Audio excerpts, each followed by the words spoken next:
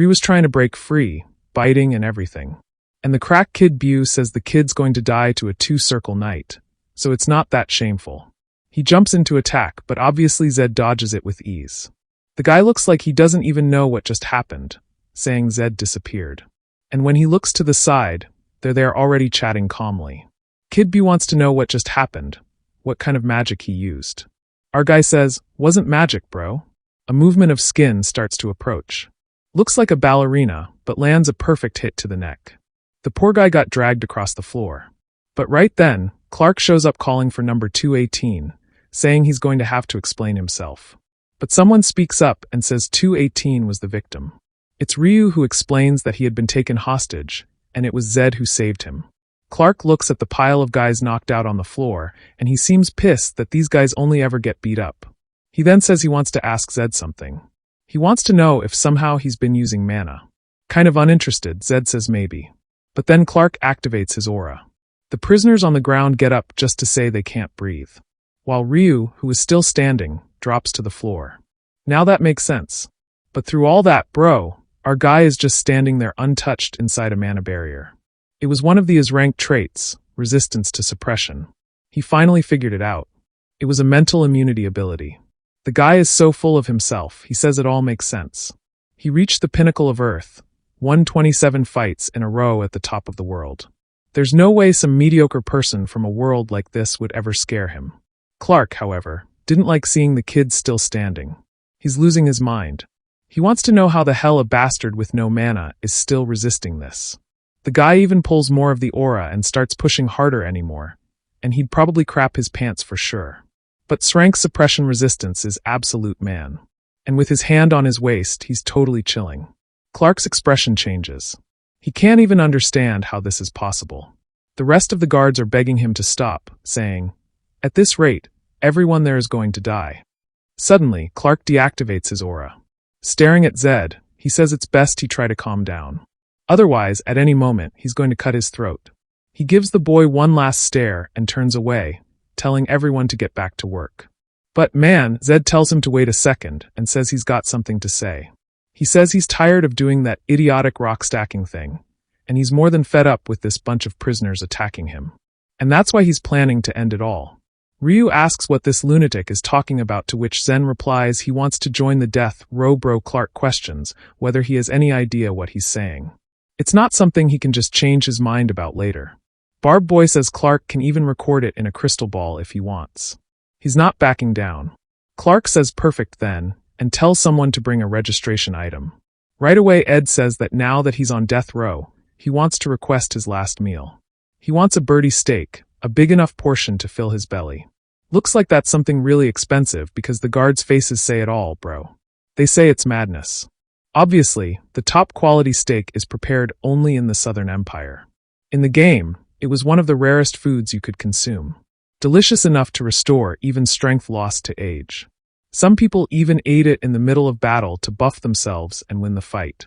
Man, our boy, though, seems to be planning to stockpile it. I don't get it. Let's see what he's up to. He tells Clark that considering the family he's from and the cost of his life, it's a fair request. Besides, he warns that he knows what the real thing is like, so if they try to trick him, the whole deal will be voided. Ryu wants to know why the hell this lunatic is trying to die. Then Zed says he'd forgotten about his friend. The two of them are on death row now. The staff hesitates, but Clark interrupts and says to follow orders since it's the life of an Aaron, it's worth it. Our girl thanks them while obviously Ryu is freaking out, wanting to know why he is dragged into this. Next scene, he's in his room getting ready. Apparently just finding that steak takes over a week. Our boy is using this time to keep training. Ryu, on the other hand, thinks it makes no sense. He's going to die anyway, so why bother exercising? Zed then reveals a special little system.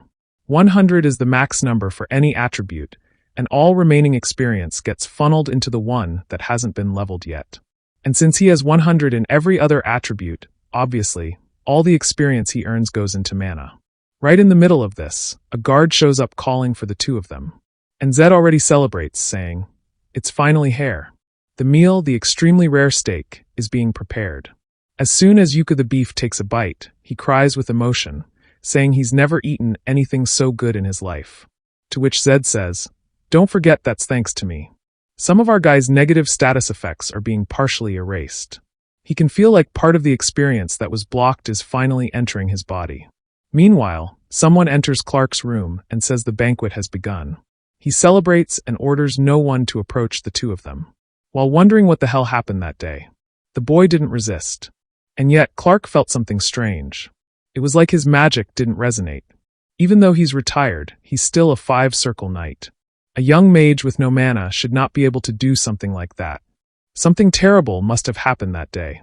But today, he's sure he'll get the information he needs. Looking at the bracelet, he's sure the humiliation will be hundreds of times worse. Sometime later, the banquet is over, and the two of them are stuffed. Reeves says he's ready to die. But our boy says, unfortunately, he's not. Nav's body was full of energy and strength, the same feeling he had when he spent the whole day punching the sandbag. The door opens, and he turns around saying that they finally arrived. Already asking Clark what he plans to do now that they've eaten everything. Clark starts to say something, but our boy tells him to wipe off that sad smile. He should be disappointed. There wasn't even a little bit left. Clark, though, is just getting more and more pissed, saying that this bastard thinks too highly of himself just because of his bloodline. But it's all good. He puts a hand on his shoulder, thinking it's fine. He'll make the boy succumb to agony today. Poor old man, 40 years old, struggling to deal with a teenager. Now it's revealed. Clark wants to take advantage of having someone from the Arahan family there to extract information. Any detail about how that family works is worth good money. He then activates the power of the bracelet, and Zed notices it instantly. That man is a magical tool. Clark asks what he's thinking about that sensation, but of course, Zed is just standing there completely fine. Ryu is nearly fainting and collapses to the side. Then Zed tells Clark he should behave a little better. Clark loses it and goes in with both hands on Zed's shoulders, but nothing happens. Zed just gives his hand a little pat. And now, apparently, the fight is about to start because he tells Clark that he warned him to take it easy. If he wanted to kill someone, he should have done it the proper way and not just keep whining. Clark, though, is all twisted up, not understanding why his magical tool isn't working.